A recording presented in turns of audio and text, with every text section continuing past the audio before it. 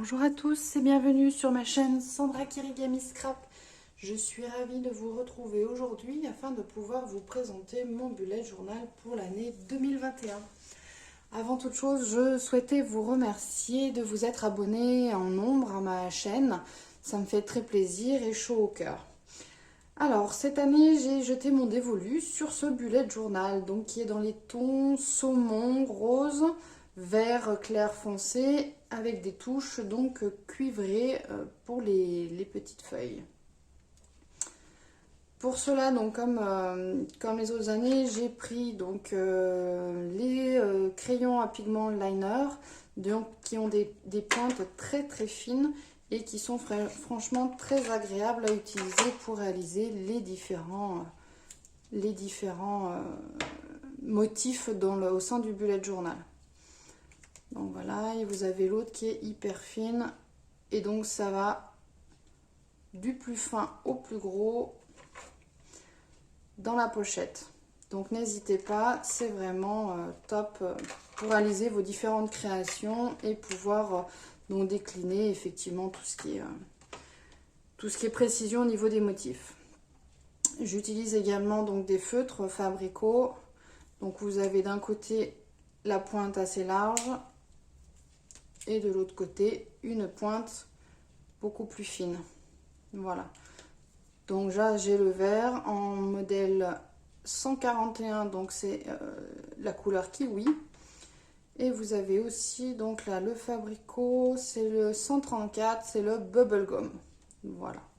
Si jamais vous voulez réutiliser les mêmes, j'ai pris cela pour rester par rapport à la thématique. Donc c'est un modèle donc qui est collé ici au niveau de la tranche. Il a donc les 3 marque-pages en tissu, donc qui sont très pratiques. Ça, comme vous savez, si vous me suivez depuis un certain temps, j'adore avoir des marque-pages pour pouvoir bien m'y retrouver plus facilement. Si jamais le vôtre n'en possède pas, j'avais fait une petite vidéo vous expliquant comment les rajouter, parce que j'en ai eu, ça fait 2 années de suite que j'en ai eu, que j'avais un bullet journal sans marque-page. Du coup, je les ai rajoutés moi-même et donc je vous ai fait une petite vidéo pour vous expliquer tout ça. En fin de bullet, celui-là ne possède pas de pochette. Si vous voulez en rajouter une, c'est pareil. J'ai fait une vidéo également il y a 1 an ou 2 vous expliquant comment la réaliser. Donc je vous mettrai les liens en dessous de manière à pouvoir à ce que vous puissiez les retrouver plus facilement. Voilà, donc la première page de présentation, c'est pour dire donc à qui appartient le bullet journal. Et cette année, j'ai décidé donc de partir sur un bullet journal avec un attrape-rêve, avec les petites plumes pour donner un peu plus de légèreté à l'année 2021, vu que l'année 2020 n'a pas été évidente avec ce petit coronavirus. Et donc j'espère que 2021 sera plus propice à plus de zénitude, de manière et de légèreté, de manière à pouvoir passer au mieux l'année 2021. La page de gauche, donc avec un petit tampon moment où je vais répertorier les différents bons moments de 2020 pardon. Et donc du coup garder en mémoire toujours les choses qui me mettent en joie et qui apportent de la bonne humeur et du positivisme au quotidien. J'ai répertorié ici mes différents objectifs annuels de manière à pouvoir les avoir en visu et pouvoir les appliquer au fur et à mesure durant l'année. Sur la page de gauche, je vais faire un petit tableau avec différentes photos que je vais pouvoir imprimer avec ma selfie. Donc du coup, je vais pouvoir les répertorier ici de manière à pouvoir agrémenter cette page-là.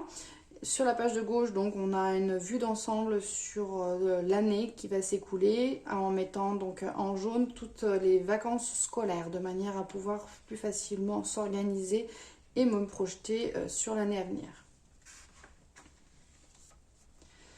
Le premier semestre, donc un petit récapitulatif avec toutes les fêtes, les jours fériés et donc les vacances scolaires, je vais les remettre après, mais effectivement elles sont déjà ici, donc pour le moment je ne les ai pas reporter, mais effectivement ce sera à faire.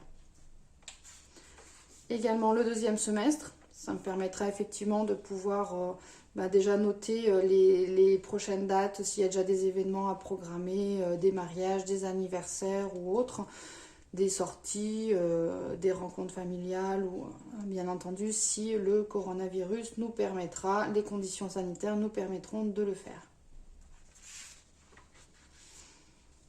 Alors j'ai repris mon Fly Lady cette année, je l'avais laissé mis de côté pour l'année de 2020, pour l'année 2021 je vais le remettre en place. Donc j'ai laissé des espaces ici de manière à pouvoir mettre mes 5 zones et à pouvoir donc détailler toutes les tâches qui seront à faire au sein de toutes mes zones. Ici nous avons les mois, ici les jours donc du mois. Et j'ai pu, à chaque fois qu'il y a des traits, on change de semaine en fait. Donc ici nous avons la semaine 1, la semaine 2, la semaine 3, la semaine 4, ainsi de suite. Au fur et à mesure que nous allons avancer donc durant l'année, je colorierai donc du coup les zones en fonction de la couleur que j'aurai choisie. Donc là si je choisis par exemple rose, vert, du coup j'aurai le rose ici, le vert ici et après on va enchaîner avec les autres couleurs des autres zones.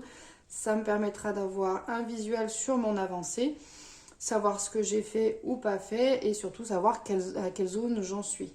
Bien entendu, lors de mes semaines, j'aurai une petite barre sur laquelle je vais simplement reporter la couleur, pas toutes les tâches, juste la couleur pour gagner de la place et de manière à savoir dans quelle zone je suis et ce que j'ai à faire ou pas. Un petit récap sur les anniversaires, donc avec tout le mensuel, je pourrais donc pouvoir avoir un visuel d'ensemble. J'ai également une petite checklist pour avoir des idées cadeaux, donc en fonction des personnes. Si j'ai un cadeau, une idée de cadeau en cours d'année, je peux déjà la noter et ne pas l'oublier pour le jour J, pour l'anniversaire, pour un événement particulier ou tout simplement pour Noël l'année prochaine. Ici, donc, j'aurai une petite checklist avec donc, tous les livres que j'aurai l'occasion de lire ou que je souhaite lire durant l'année. Également, donc ici, par rapport à tout ce qui est série que je souhaite regarder. Et donc, du coup, je mettrai une petite barre d'avancement au niveau des saisons que j'aurai vues. Un petit récap pour avoir un visuel sur mes cycles. Toujours avec un petit rappel de la décoration. Comme vous avez pu voir, à chaque fois je rappelle les couleurs initiales. Donc une petite page sur les repas. Ici ce sera des idées repas habituelles. Et ici donc j'ai mis sur le pouce, ça va être plutôt des repas que je vais programmer le soir en rentrant du travail ou de manière à pouvoir réaliser rapidement ou que je puisse faire en avance et juste à réchauffer quand je rentre du travail avec les enfants. Ce sera beaucoup plus rapide, ça me prendra peu de temps de manière à pouvoir me consacrer pleinement à eux et limiter le temps en cuisine, surtout que le temps il est très court vu que je rentre assez tard. Une autre petite page où j'ai mis donc différents points, ça me permettra de pouvoir y caser donc les choses que j'aimerais bien, on va dire, approfondir durant l'année. Donc je prévois donc d'en faire un par mois ou peut-être un sur 2 mois, tout dépend du thème et éventuellement s'il y a beaucoup de choses à voir ou pas, ou si j'ai pas eu trop le temps un certain mois, du coup je pourrais l'étaler effectivement sur 2 mois de suite. Et voilà, donc le premier récap pour le premier trimestre. Donc je vais pouvoir y mentionner mes objectifs personnels, les objectifs familiaux et les différents thèmes par rapport à mon blog ou ma chaîne YouTube, de manière à pouvoir avoir un visuel sur ce qu'il y a à venir sur les 3 prochains mois. Ici donc j'ai remis donc les petits calendriers de chaque mois, de manière à pouvoir me projeter, avoir une vue d'ensemble.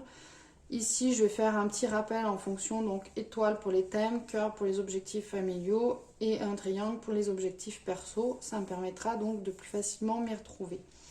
J'ai laissé un petit peu de place ici de manière à pouvoir rajouter, si besoin est, donc un suivi par rapport à ma chaîne ou autre, sachant que dans le mensuel, je vais avoir une partie qui va être consacrée à ça. Et bien écoutez, voilà pour la première partie, la présentation générale du bullet journal.